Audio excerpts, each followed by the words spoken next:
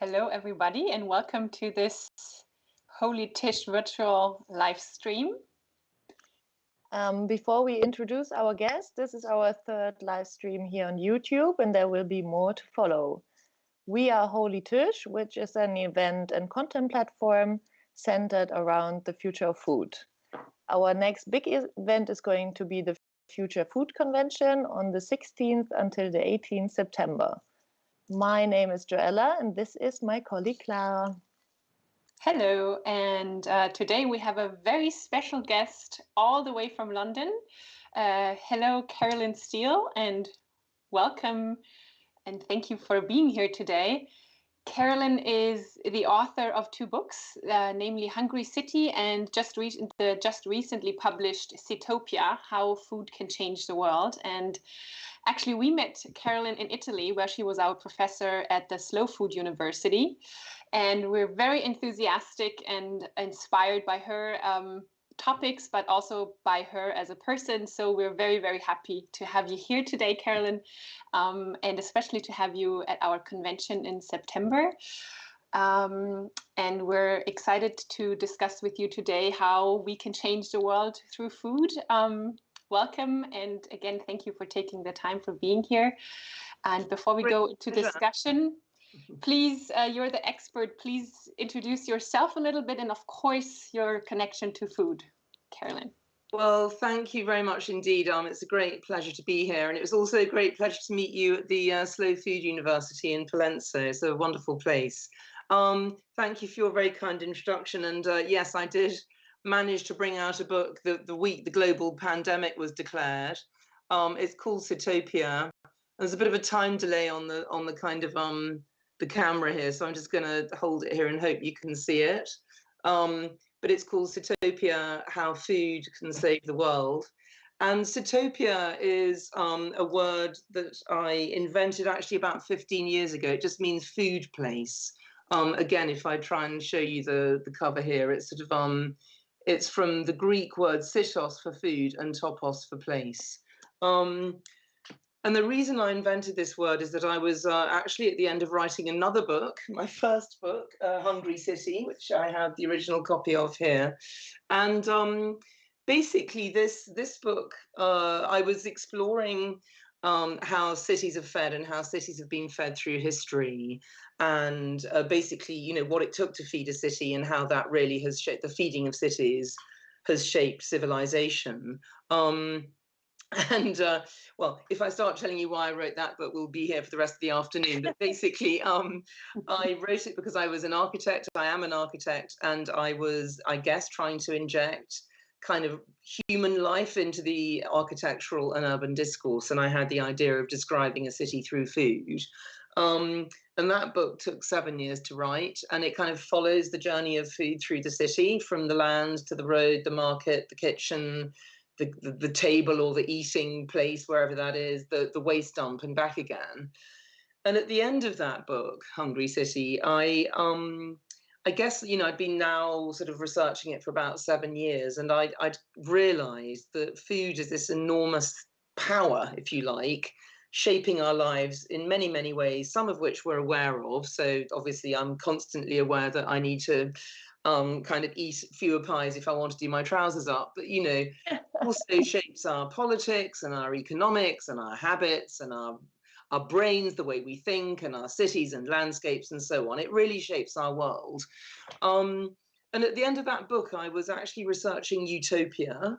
So utopia obviously is our greatest tradition of thinking in a multidisciplinary way about how we should live.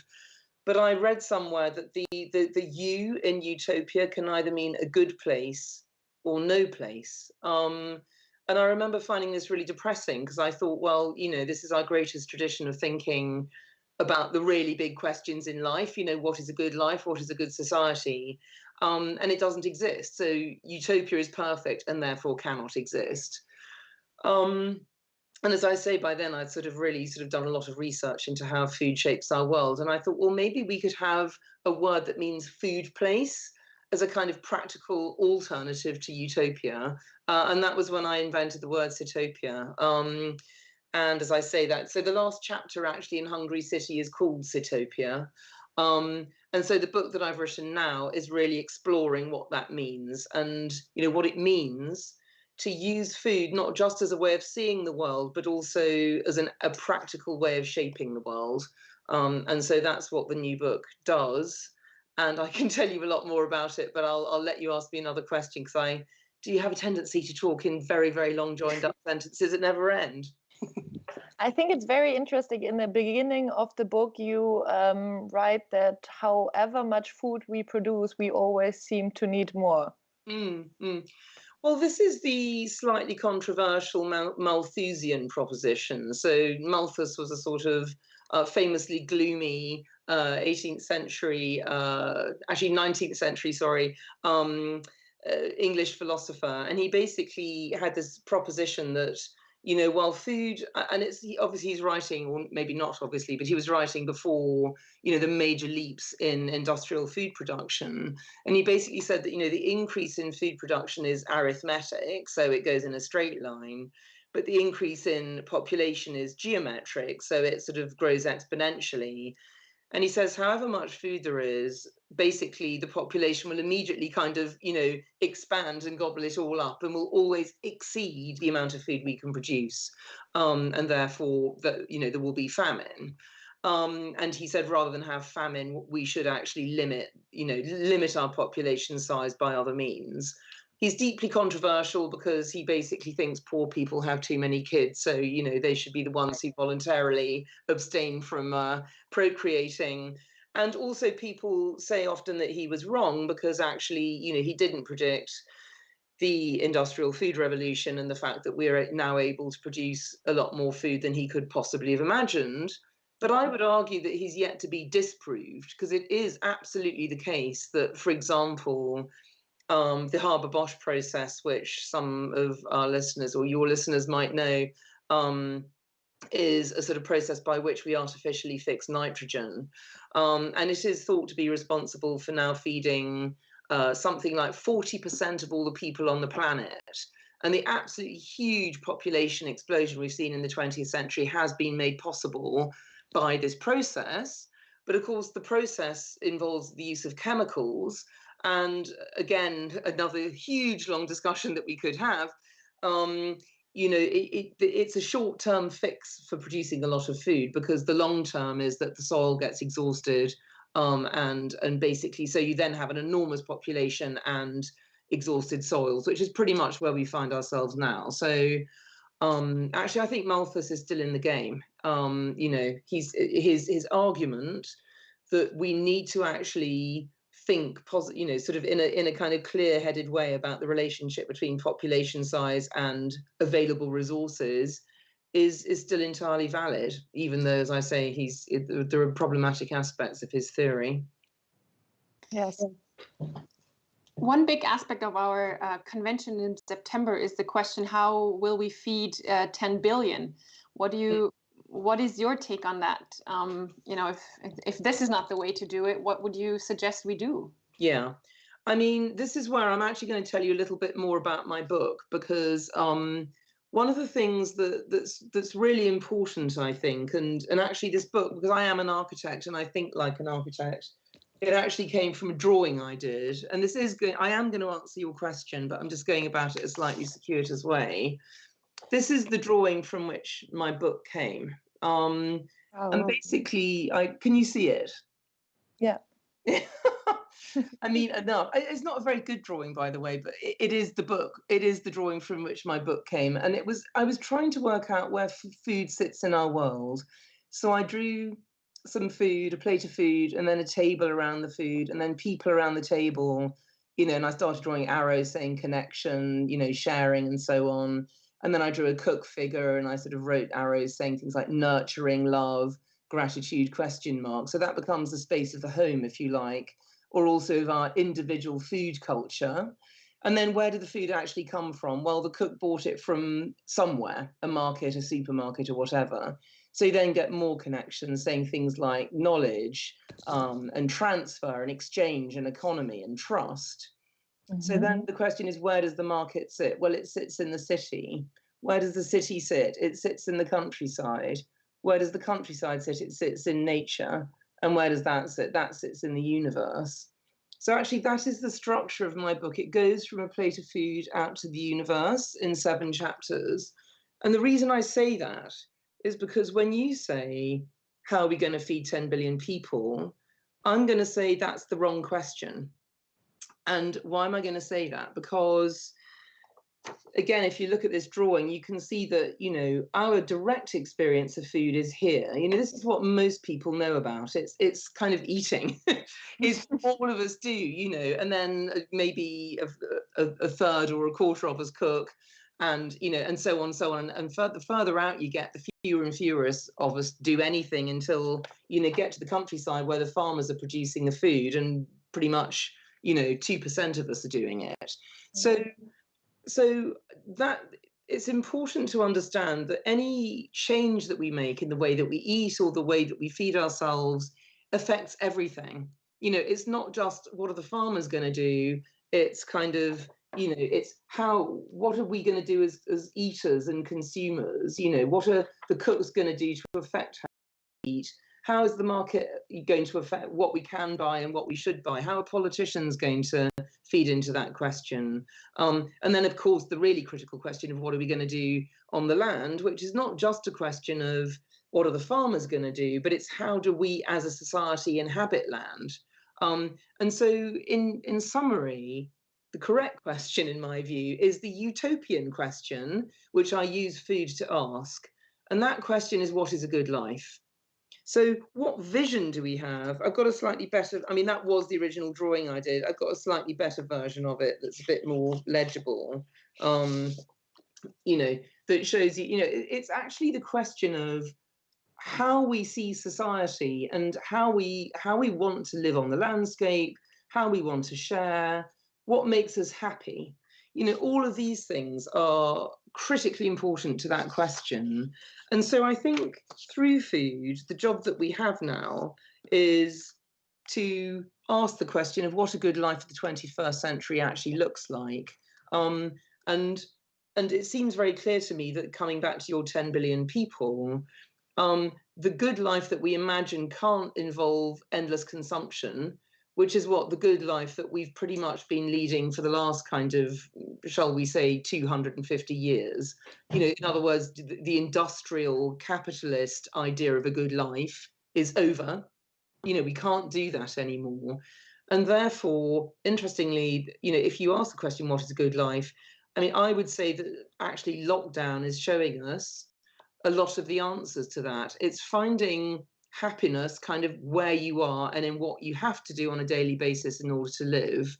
And if you sort of construct it that way, then the whole question of how we eat and how we feed ourselves is turned on its head, and it becomes much more a question of, oh, well, you know, are we going to be still living all in cities with hardly any farmers, or are some of us going to go and live in the countryside again? Actually, that's already happened during lockdown, because people have discovered, sorry, I'm again giving you a huge long answer to an innocent sounding question, but you know, if you have more people living in the countryside, then lo and behold, you can actually afford to start farming regeneratively rather than this kind of extractive monocultural chemical process of feeding ourselves that we've evolved, because in our minds it was the good life was in the city and endlessly consuming and not doing anything else. Now we could say, oh, maybe it's actually about individual people having the opportunity to produce as well as consume. That might mean that they don't want to live in the city. That might mean that they want to live in the countryside.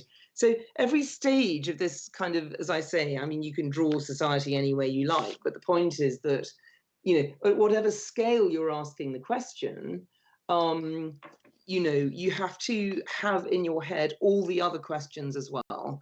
But to give you the short answer to your question, the answer is farming regeneratively.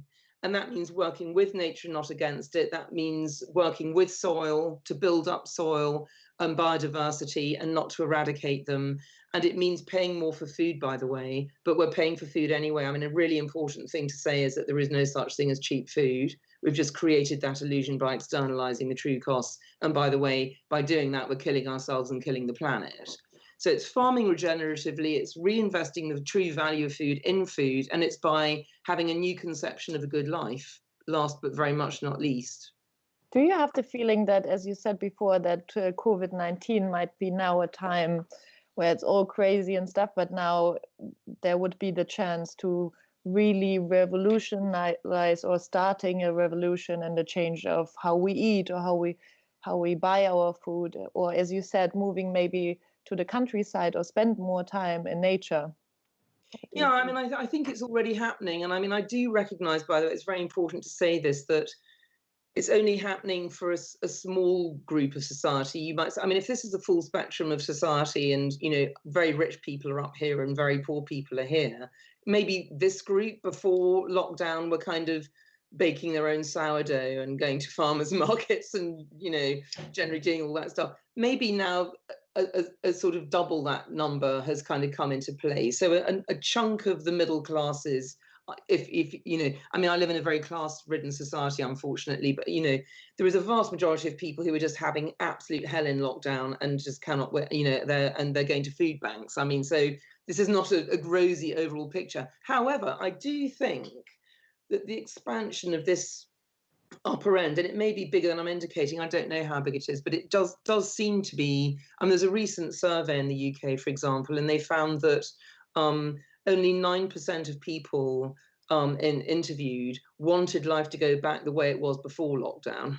So this is really interesting to me. And it, by the way, it was by a food company who did the surveys, and they were finding that people were cooking a lot more from scratch, and they were wasting food less, and they were valuing food a lot more. And also in the UK, and I'm sure all over Europe, because I've heard examples as well from places like France and Italy, the disruption of the food system that was the result of COVID. So basically, you know, all the restaurants shut down, all the producers that had been directly serving them suddenly had no market. And literally within days, these new food networks were set up. It's absolutely incredible. So I know personally many people who've never ordered directly from producers before who are now doing it, and they're going, oh my God, it's absolutely amazing. The food's incredible. I don't know why I never did this before. So this is really, really interesting to me. So again, I'm going to try to sort of talk less and answer your question more succinctly. In short, some really, really good things, with the caveat that it's not everywhere, but some really good things are happening. People are discovering the true cost of food and the true value of food. This is really, really critical. They're discovering the joy of taking time, you know, because in the old capitalist industrialist model, which is dead, I hope, not as dead as I wish, but anyway, it's over. I mean, it's so 20th century, darling, you know, but in this kind of mad rushing about sort of way of having a good life that we'd got to, nobody had time to do anything. Nobody had time to cook. And now they're saying, oh gosh, it's actually quite nice hanging out with your friends and your children, and cooking. Yeah, sorry. Well, of course, some people are living with their friends. Lucky things. I'm on my own. I quite like that, by the way. But anyway, cooking with their kids, you know, and just I mean, I've never had more friends kind of, you know, texting me kind of photographs of the, you know, the cheese tart that they just made, or do you know what I mean? This sort of rediscovery of how a good life can be centered around A, making stuff, B, valuing stuff, and C, taking time for the people you love. So I think all of those are, and also, as you say, I mean, much more direct awareness of the people actually producing food. So these are fantastic things that if we could embed these in our vision of a good life going forward, I think could be absolutely amazing. And very, very important, actually. But that needs work. That's not going to happen automatically. And of course, the flip side is that a lot of small scale producers and retailers and so on are in danger of not making it through lockdown at all. And we do not want to reemerge from this into a world where only Amazon and Starbucks survive. Thank you very much. So it's a really, really important thing now that people are aware that without their support, small producers and small retailers will not survive. We do have a question from the audience, sort of the market also puts in their shelves. So do you think that this new awareness that we have, or some of us might have had the luxury to, you know, to have the last few months, do you think that's something that will last? Or, you know, I would hope so, that this awareness of and this appreciation and the sense that, you know, the sense of what actually the true value of food is Do you think that's something that will? Yeah, I do think it will last. And I think if I were a politician, and I actually honestly really wish I was, because the ones we've got at the moment in the UK are, sorry, I won't go down that road. They're dreadful. I mean, they're just beyond dreadful. Anyway, I would be saying, I mean, really and seriously, this is the calculation. We were going very, very rapidly that way before COVID, and we needed to be going that way. We're now stuck kind of here. How do we take the good stuff out of lockdown and construct a new vision and a new political model so that when we come out, we can actually use COVID to do that? And that would be so amazing. And you probably know that the next COP was going to be in Glasgow in November, and actually nobody had spent any time thinking about it because they're all too busy kind of getting all excited about Brexit, which is the biggest self-inflicted wound. Sorry, I'm getting political again, but anyway, so they've done nothing about it. So we need to get to a new green future, and we need to create good new jobs, and and COVID is forcing us to rethink everything in a really extraordinary way, which I find actually very exciting. And so basically, if I were a politician now, I'd be saying what we need to be doing is we need to be constructing a new vision, a new political vision of a good life that includes all the things that people are already enjoying in lockdown. So basically having more time, the possibility of working at home, being able to spend more time with their children, better contact with nature, the possibility of making stuff. And I would be building that into my urban policies, my taxation policies, my employment policies, my education policies, I mean, everything. As I say, I mean, food, the great thing about food is that it joins everything up. They're not doing that, of course, because they're idiots. But I think the possibility is there. So, for example, if I'm someone who's never baked before in my life and I've suddenly discovered baking, I'm more likely to do that if there's a shop down the road that sells wonderful flour, and where I go in and there's some kind of support structure around it. If I have a space where I can enjoy eating with other people, if I live in a flat that's actually got a kitchen. I mean, before COVID, increasingly flats were being built without any kitchens at all. So there's no hope of anyone living without a kitchen suddenly discovering baking. But, so we have to have spaces going forward and economic and political policies going forward that actually encourage and nourish and help these little green shoots of a new kind of not just food network and food culture, but also a culture of a good life that is not about consumption to take root. So I'd be planning spaces in cities where there could be community food hubs and community kitchens and growing spaces, and and around that I would be building youth, sort of new youth clubs and youth movements. And I mean, there's so much that could be done. Because this would be my next question, how you see the role of cities concerning the new good life. What should it be? Because I know you talk about that it's important that we have a centralized food system and not the decentralized food system that we have now. So cities would be a major topic, right? Yeah, I mean, in a way, I argue the opposite. I say that we need a more decentralized food system, a centralized one. But I mean, and of course, as we also see at the moment with my country's awful government, they're obsessed with control and with centralizing everything, which is very anti-British. Actually, it's not the way we've done things in the past. But I do write about this a lot in the book. And I think, I mean, if you ask the question, I'm just going to talk a little bit about something that I think we have forgotten in the way that we've planned cities and planned landscapes for a long time now. And I use Aristotle's term political animals to talk about this. So Aristotle famously called us political animals. What does this actually mean? Well, it means that we have an inherent dualism because we're political, which means we're sociable, which means we need to be together. We belong in groups kind of thing. And of course, cities are par excellence the places where we gather to be together and be political, if you like. But we're also animals.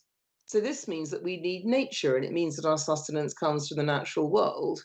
So these two things are, if you like, in opposition. You know, I mean, it's no accident, again, going back to the utopian question, that many utopians actually endlessly talk about how you can bring city and country together, because they see that as an ideal. And I have to say, having basically, you know, an architect who's thought through food for 20 years now, I also see this as an ideal. I believe that to be happy, we need society and nature. And it's not me saying that for the first time. As I say, many utopians have said this historically. I'm a Sitopian who is saying it. And what I'm saying is that it can happen in any way and in any shape and at any scale. So this could be, I grow herbs on my kitchen windowsill. It could be that, you know, my local neighborhood has allotments or has community orchards. It could be that we refit productive land into the city, like Burnham Viljoen architects propose. You know, so you basically take old car parks and you slap an orchard on top. By the way, William Morris also proposed that in his utopian tract, News from Nowhere. As I say, it's all very utopian, this stuff. But it's critically also about how the city sits in its region, and it's about bringing back a greater regionality to the food system and reconnecting to the city, to its hinterland. And that doesn't mean that everyone in Europe has to stop eating bananas and coffee. I mean, that there would literally be revolution instantly if one proposed that. But it does mean that there's no reason why we shouldn't, you know, have as much food as possible grown locally, seasonally, and regeneratively, and then do fair trade, you know, with countries around the world for the stuff we can't grow. And they would be better off as well as us if we did that, by the way. Because, you know, as you probably know, a lot of those kinds of things that we import from abroad are heavily commodified, so the local people can't actually eat them. So, you know, that's really my vision. And I call it, it doesn't sound very sexy, but anyway, I call it maximizing the urban-rural interface.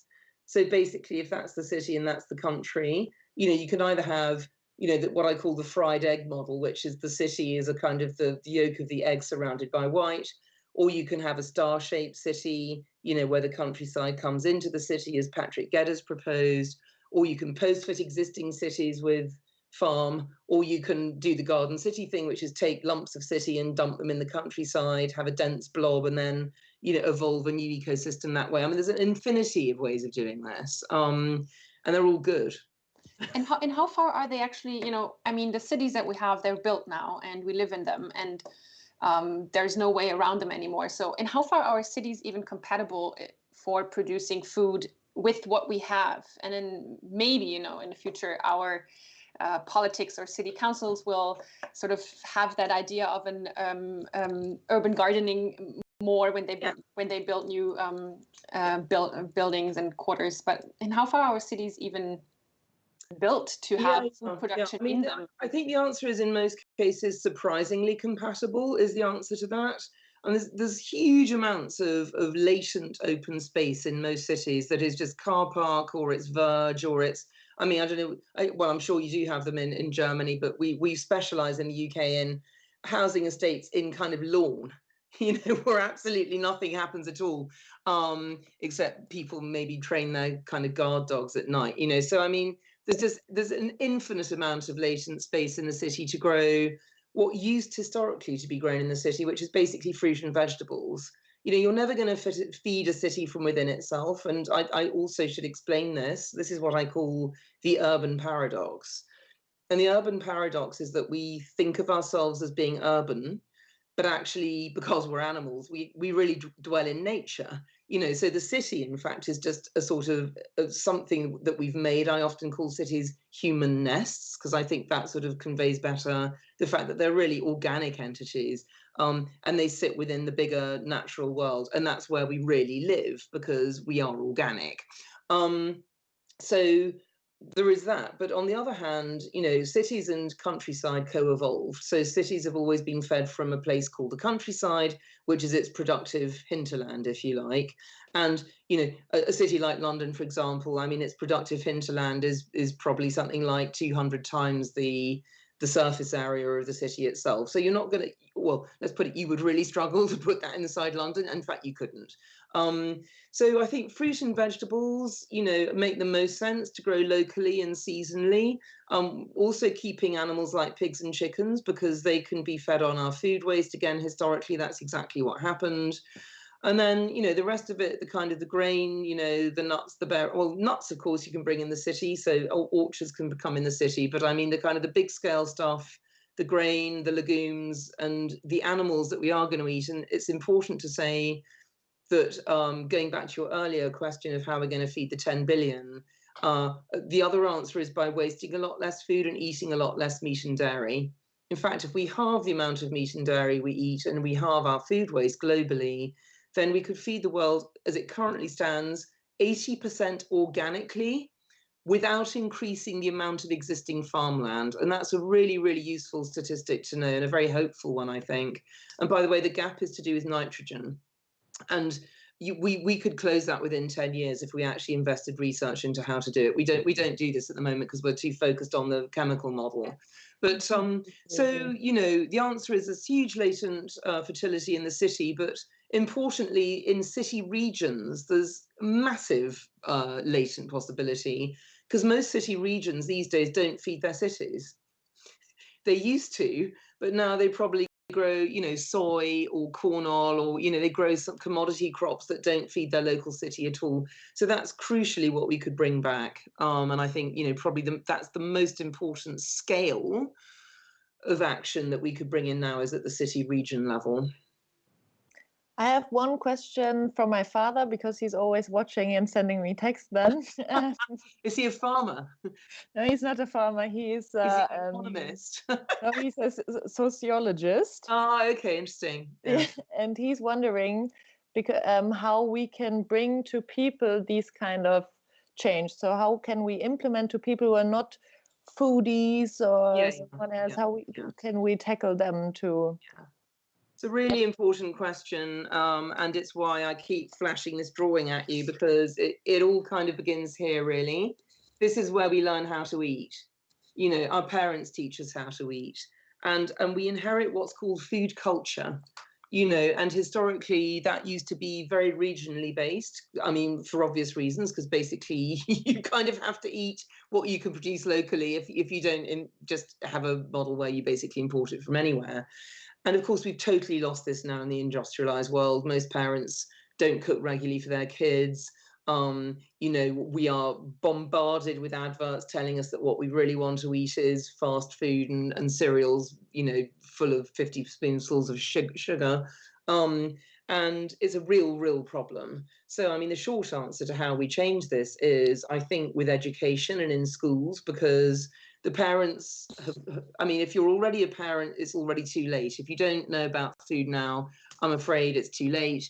But the kids, we can get the kids still. I mean, that is if the English government ever works out how to open schools again. We're opening zoos in this country, but not schools. That just tells you everything you need to know. Oh, and theme parks. Theme parks are opening, but not schools. Anyway, I digress. So basically, it should happen in schools. And there have been amazing programs in countries like Finland and France where they've done this. In France, they have a thing called, I can never remember which gender it is, but anyway, it's either la semaine de goût or le semaine de goût, the week of taste, where children are, and you wouldn't think they needed this in France, would you? I mean, you would hope that there was still an intact enough culture, but apparently not. But they are invited to taste all of these amazing different foods, and, you know, gradually to relearn what used to happen at home, frankly, that you inherit a food culture and you learn what's healthy and what's good. You know, you have a plate in front of you and you sit around a table and you learn to converse while you're eating, and you learn to eat all your cabbage or you won't have your ice cream, and all of this stuff, you know, that used to be absolutely fundamental to how we were educated by our parents, and it now doesn't happen anymore. So I think schools is an export of call, but it has to come from, you know, what we desire, and you know, and that's the key, that's the golden nugget, because once people want to eat in a particular way, that's kind of set for life. And, you know, you can turn it round in later life, but it's much, much harder, as we know. And of course, government could do huge amounts here, as well by, so-called behavioral, economics. So essentially designing a landscape, designing supermarkets. So, basically you have fruit and vegetables by the till and not chocolate, and you don't have chocolate at low level, and making space for farmers markets. And there's just so much that can be done, but it's the culture. It has to change in the culture. Talking about the influence of politics, one of our audience members is asking, do you have any more examples of or best practices of where local governments manage their food systems fairly well or really well? Well, I mean, I think, as I said, thank you for the question. I mean, I think, as I said earlier, I think the city and its region is the key scale at which these questions could be asked. And a few years ago, actually, it was the X-Man, which I kind of lose track of time, but I think it may have been 2016, possibly. The Steel theory of time, by the way, is that everything's twice as long ago as you think. And it gets more and more accurate as you get older. Anyway, but I mean, there is this Milan Urban Food Policy Pact, which basically was signed in Milan. I think there's now something like 230 cities globally that sign up to this. And it means that the city authorities have agreed and committed to basically evolving towards a sustainable green connected to their hinterland or to immediate hinterland or productive countryside around them. Because what the industrial model did, which I haven't explained very clearly, but basically the railways kind of severed the traditional relationship between the city and its immediate hinterland, because it became possible to sort of transport very rapidly over long distances. And this meant that, it was more economic, quote unquote, to sort of get your food from a country very far away where labor costs were cheaper and then import it. So that's when, we really sort of lost this historic connection.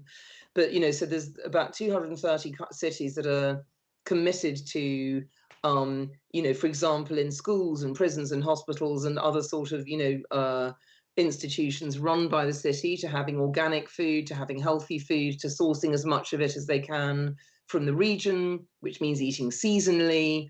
Obviously, the supermarkets, which probably bring in about half of most cities' food in the West, those are often not part of this, but some are. I mean, some supermarkets are making big efforts to source more locally and seasonally and so on. And I think, for me, that is probably the most hopeful kind of model, because it's also about learning from one another. I mean, going back to your point about sort of decentralization of the food system, I think it works very well when it's locally based and it's regional. I mean, regions eat differently. I mean, if I go to the Mediterranean, I eat nothing but grilled aubergine for 3 weeks. It's just kind of, it's what's there. Well, obviously also tomatoes and courgettes and delicious cheese and wine. In fact, I'm making myself mourn for not being able to go there right now. But and in England, actually, I do eat more kind of I drink beer and sort of eat chunks of cheese and big chunky stews and stuff, because it's just the climate's different, everything's different. So I think, again, going back to the pleasure principle, I mean, when food really can be embedded in a new vision of a good life, it is about local resilience. It is about getting your pleasures from things that are in sync with time. So for example, a lot of people under lockdown have been saying, oh, I've never noticed the spring before because I'm usually too busy rushing to work to go to my local park. But actually, it's been really amazing watching the buds come out. And you kind of think, yeah, the good stuff's on your doorstep. And, I think food can really, really be part of that as well. I mean, I know many, many people under lockdown who started growing their own food for the first time. And of course, nobody's going to start saying, oh, everyone should feed themselves from their back gardens. But if you're someone who grows even your own tomatoes, you become a completely different person. You become a different kind of consumer. You become what Carlo Petrini calls a co-producer, which means that you understand what it takes to feed you, and you start caring about food, and you care about seasonality, and you care about the people who feed you and the landscapes that feed you and the animals that you maybe choose to eat and whether they had a good life or not. So it all kind of you know, it all feeds into itself. But yeah, I mean, I think to summarize, cities who sign up to this kind of pact, you know, it's a very, very hopeful stepping stone, and one would really, really hope that national governments would get in the act as well, which may possibly happen also as a result of lockdown. We'll just have to wait and see. Hopefully, yeah. I mean, I here work for the Food Policy Council here in Cologne, and the city of Cologne did sign this Milan Urban Food Policy Pact. And still, you know, it really comes down to the question of Joella's dad that's asking, you know, how do you address it to the people, not even only people as consumers, but also the people in charge? I mean, it took us about 3 years after they had signed, you know, this pact, and our Food Policy Council had shaped itself. You know, it's still like, why should I, as a local government, or we as a local government body, even think about food? Why is this our problem? Why do we want to get involved in what our people eat? And I think COVID has actually sort of shown us how important that is. So I think that's really I agree. And I mean, this is why, as I say, I mean, this is not the only drawing in existence that can talk about this problem. But I mean, I think the fact that what absolutely most people do not understand, and certainly people in government do not understand, is that food affects everything. You know, I mean, you can't opt out of it. In fact, it's the only thing you can't opt out of. And it's really ironic to me that historically it was the one thing that every politician recognized was their greatest duty, was to feed people, you know. And now we have a British government that's basically said they're going to stop, you know, I mean, normally during the school holidays, the school free school meals for kids who need them basically continue. They're saying they're not continuing them this summer. So actually a local charity here is taking them to court. I mean, it's just, you could not make this stuff up. Politicians hate food. Why do they hate food? Because they know that voters hate being told how to eat. They also know that they don't control the food system. And I mean, again, I mean, historically, it's really interesting looking at, for example, the contrast between Paris and London. Again, long story, I'll try to make incredibly short, but the Seine is not navigable by ocean-going vessels, and the Thames is. So French feed themselves from time to time. London a lot less than Paris, because London could just import its food from wherever. Of course, I often say this explains Brexit, although nothing does explain Brexit. But, you know, the sort of the mindset that I just get it in from anywhere is very strong in us in the UK. Whereas in Paris, it's very centralized and controlling, you know. And guess, you know, which nation chopped its king's head off eventually? Well, actually, we both did at different times, but you know, famously in Paris, you know, after a series of failed harvests for which the king was blamed. So politicians hate being responsible for feeding people, because basically it's really difficult to control, and basically the best you can hope for is nobody notices, and the worst is that people blame you for everything. So when industrialization happened, most leaders were extremely happy to cede responsibility, their oldest and most important responsibility for feeding people, to the food industry, which of course is where we are now. So for politicians, it's very difficult to admit that they don't control the food system. And in fact, as we know, the food system is so consolidated that most food companies have, you know, annual profits bigger than lots of national GDPs. They're extremely powerful. Secondly, all the profits is in selling the bad stuff. You don't make many profits selling people raw carrots, but you can make vast amounts of money selling them all sorts of weird chemicals and processed grain and sugar kind of dressed up as cereal or whatever. So there's a vested interest in selling us the bad stuff. And thirdly, politicians, I mean, again, as I say, I mean, they know that people hate being told how to eat. So it's just lose-lose. It suits them very well that, you know, food is quote unquote cheap, even though there is no such thing as cheap food, but it appears to be cheap. And, you know, I mean, I think, you know, before COVID, the one thing that was likely to change, to shift that, was the fact that the NHS, which is in Britain, all anyone ever talks about in political terms is saving the NHS or funding the NHS or, you know, a national health service. It was going to go bankrupt because the number of people who had diet rate related disease, you know, so type 2 diabetes, heart attacks and so on, they're all diet related.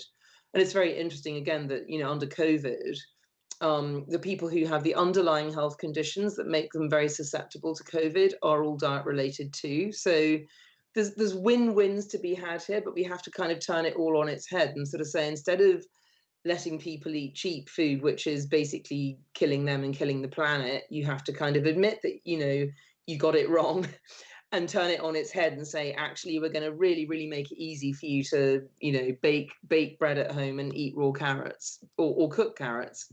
And, you know, the basis of a new political vision lies within that, I think. But getting politicians to step on board and actually take responsibility for food is going to be really hard. I mean, if I was going to start a kind of political movement, I would probably, it would be around food. You know, I would start a good food party, because it's all in there, everything. Maybe here fits a good question from the audience, because here's that you know the British class so well. And the question is, will food become the big divider between classes? Organic, Kobe beef for rich and factory-made food for the masses? Yeah, I mean, it's a really good question. And the answer is, it's been like that already for the last 200 years. So, yeah.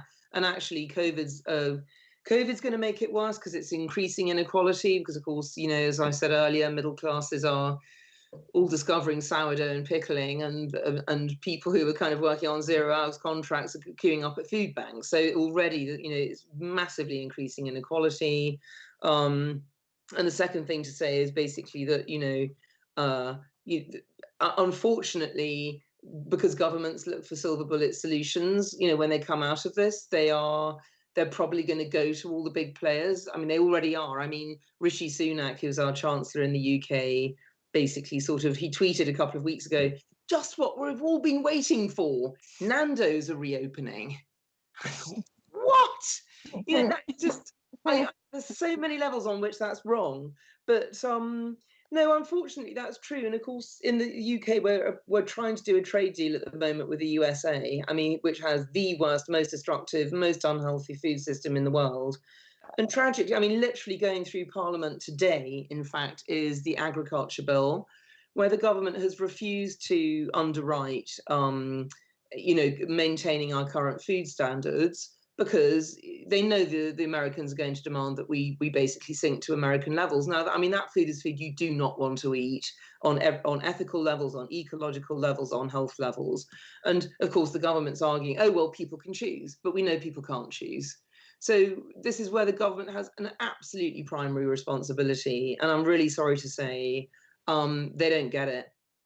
You know, because they're still stuck in the neoliberal, the market sorts it all out mindset. And unfortunately, my country, the UK, is the most neoliberal nation in Europe, which is, by the way, also why we're doing so badly on fighting COVID, because they delayed lockdown because, I mean, you know, they were actually saying things like, well, you know, we can't possibly mess with the inalienable British right to go to the pub. So another 30,000 people die. Fantastic. So the answer to your question is yes. Unfortunately, yes. And we need new politics. I think it's about time in our interview that we look a little bit into the question of our audience a bit more. And there's another question that goes sort of back when we were talking about growing food in our cities. How would you assess the potential of urban food in terms of vertical farming, for example, big projects that are happening in the Arab Emirates or Indonesia or other countries? Yeah. I mean, one of the very revealing kind of theories from the past that I like to talk about is von Thunen's model. So von Thunen talked about the productive hinterland of the city and how it would naturally evolve. And all he was really doing is post-rationalizing how most kind of pre-industrial cities fed themselves. But anyway, I mean, to summarize, it's a ring of market gardening, as I said before, fruit and vegetables, then a band of grain production, because grain is the most important food for cities, always has been. That's another long discussion. But it's actually very heavy and bulky and difficult to transport. So after a certain distance, and ironically, it's quite low value. It's uneconomic to bring it into the city. And then outside that, beyond the realms of the camera that's filming me, is livestock production, because animals used to walk into the market. So that's really interesting. Now, if you look at the way cities feed themselves now, as we were saying earlier, there is a latent productivity in cities, but not to feed themselves entirely. And I would say the latent productivity is probably to replicate in one way or another something like the market gardens that used to surround cities. And that's effectively what vertical farms do. So vertical farms, there's a lot of pizzazz and high press about them and stuff. Basically, they go microgreens. They grow tiny little rocket leaves that they sell to really high-end restaurants. Now, I don't know about you, but I don't spend my life eating microgreens. I eat things like cereal and eggs and bread and cheese. And anyway, so these things are not going to feed the city. They may form a part in feeding the city in future. Indeed, they clearly will, because they already are feeding cities. But as you interestingly said in your question, in certain parts of the world, so rich parts of the world and hot parts of the world, and parts of the world where there is very, very little land. So, for example, it's no accident that the first vertical farm was in Singapore. Singapore fits all the criteria absolutely perfectly. It's got zero land, it's incredibly rich, and it's very, very worried about its food security. So that's a perfect case. Emirates, absolute no-brainer, because again, they're in a desert. I don't really know why these cities got built. I mean, well, that's another discussion. But anyway, yeah, it makes a lot of sense to have a greenhouse. And basically, by the way, I mean, the greenhouses already existed there before so-called vertical farms. I mean, but ironically, vertical farms, most of them, the big idea is using LED lights, but actually in the Emirates, they don't need to do that because they've got infinite space and infinite sun, so they can just grow in greenhouses, end of. So again, it's a bit of a red herring. And last but not least, in very, very rich countries like, cities like New York and, to a limited extent, London. I mean, we've got one working vertical farm in London. And what's interesting about these places is that they're very, very highly subsidized. So they've got, big venture capital behind them. And they have a lot of good PR. And they sell to high-end restaurants and, high-end supermarkets like Whole Foods. So, as I say, I mean, I think that they get a huge amount of publicity. They're a bit of a distraction in a way.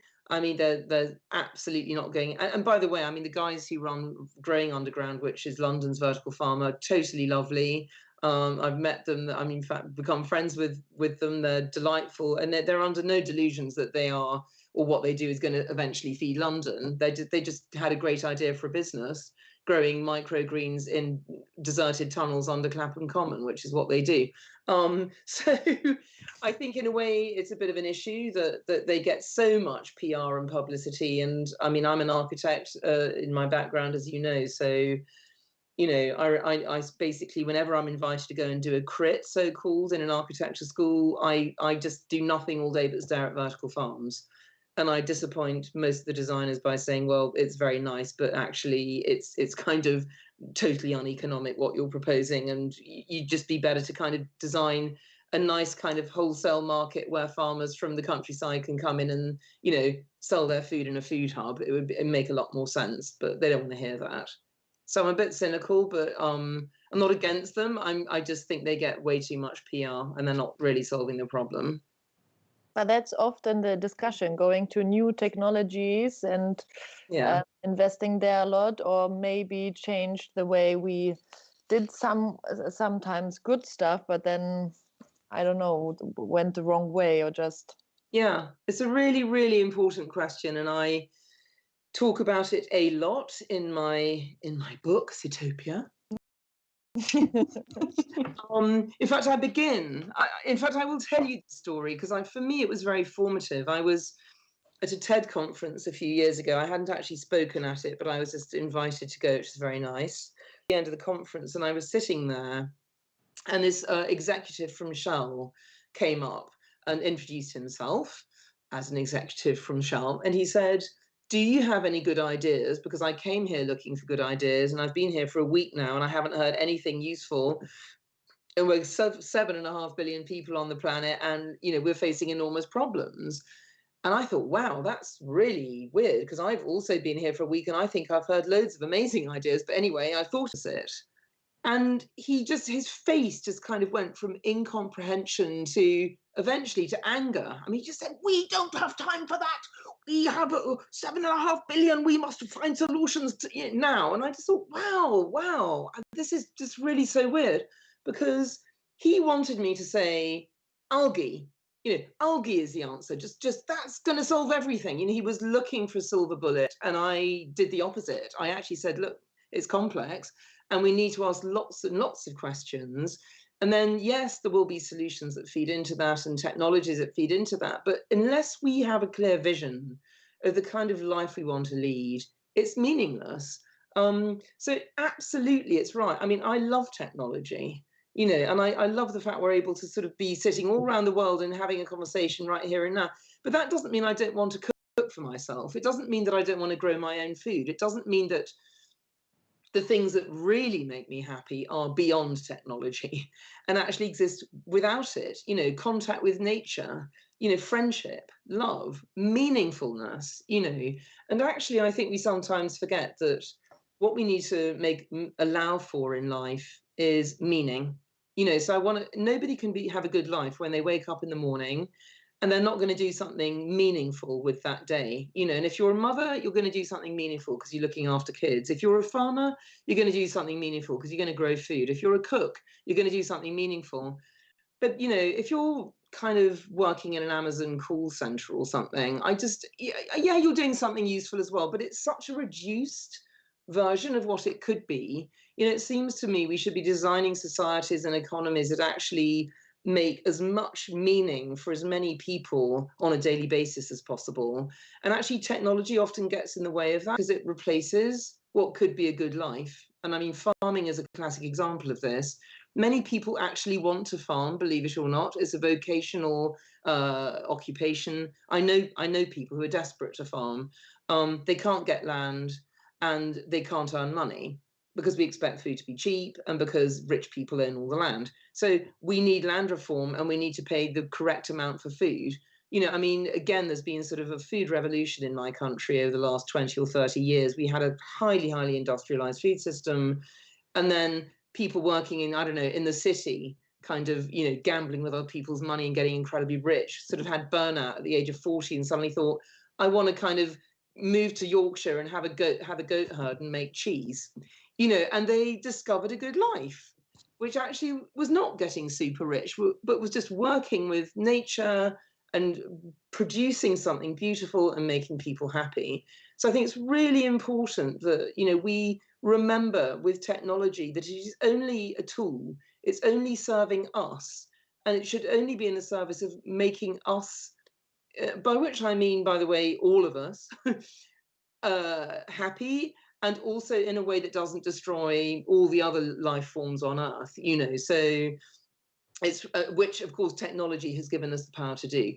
So there's a real recalibration that we need in our relationship with technology, and we need philosophy. With that, we urgently need philosophy. I really believe that. I totally agree, yeah. I think we're about to finish. Clara, maybe you have a last question, or? I think we do have a few more questions from the audience, but I also think that was a wonderful final statement, of yours, taking the entire discussion of food and our food system and food politics into this more broader frame of how do we think about our lives and what do we want and how do we find happiness. So I think that's a very inspiring note to end this talk on, although there is another question sort of about the different spheres in your book, and their connection to food. But I think that might be also something that's found in your book. It is indeed. Okay. And of course we do have time with you again in September. So I look forward to it very much. Yes, Joanna, I think from my feeling, I think that's sort of a good wrap. I think you did a very well ending with a bright future. Yeah. I'm not depressed right now. Yeah. I can feel change is coming, hopefully. Oh, good. I'm delighted. We have to stay optimistic. You have to stay hopeful. Food does that, actually. I find food always cheers me up. And actually talking to people and hanging out with people who get food cheers me up too, because, by the way, I've never met anyone who gets food who's a horrible person. People who get food are just lovely. Yeah. This is another reason I just know that food is our way forward, valuing food and putting it at the heart of our thinking is the way forward to a good life. A good Sitopia is utopia, actually. Couldn't agree more. Well, Carolyn, that's just a perfect final phrase, I'd say. Yeah. Thank you very much. Thank you so Thank much you for so taking much. the time. It's been great. And I really look forward to, well, thanks to everyone who tuned in to listen. And I really look forward to hopefully seeing you live in September. That would be really amazing. Yes. Yeah. We can't wait. We'll hope. See what it goes. Yes. Okay. And I know we always forget to mention it, but we do have more talks to follow. Next week, I guess on the 16th, we're going to interview Felix Buchborn about his new book, Super Local Food. And you can hit, I think, a follow button. Maybe, Clara, you're going to explain it precisely. The YouTube stream is already live, so I think you can actually have a reminder set on, yes, please tell me when Felix is live with his question, how super are superfoods? Please hit the subscribe button is what we what we should say at this moment. I mean, if we do have, of course, all our social media channels, and we do have a newsletter that you can subscribe to, and we also have our call for contributions open if you want to be part of the conference and the convention in September. So if you have a great idea, a great workshop idea, keynote idea, please send us your ideas. And yeah, we hope we'll see you again here soon. And we hope you enjoyed this wonderful hour with wonderful Carolyn. So thank you so much, Carolyn. Yeah, great pleasure. Thanks for having me. Yay. Thank you. Have a great day. Same to you. Bye. Take care.